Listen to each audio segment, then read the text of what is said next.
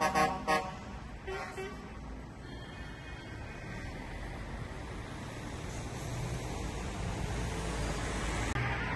আলাইকুম ওয়া রাহমাতুল্লাহি ওয়া বারাকাতুহু। আলহামদুলিল্লাহ, মাজলুম ফিলিস্তিনি জনগণের জন্য দীর্ঘ 5 মাস পরে শাইখুল আজহার ডক্টর আহমদ আত-তয়্যিব হাফিজাহুল্লাহর সরাসরি তত্ত্বাবধানে পরিচালিত বাইতুল যাকাতি ওয়াস সাদাকাতিল মিসরির মাধ্যমে আজ রওনা হয়েছে 11তম ত্রাণ কাফেলা।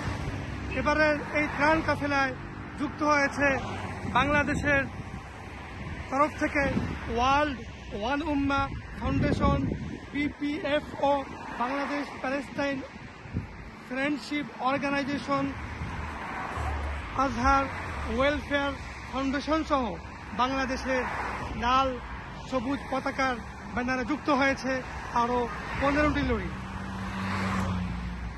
আমাদের এই কার্যক্রমে যারা যারা আমাদের সঙ্গে অংশগ্রহণ করেছেন তাদের সকলের প্রতি রইল অসংখ্য কৃতজ্ঞতা, ভালোবাসা এবং দোয়া।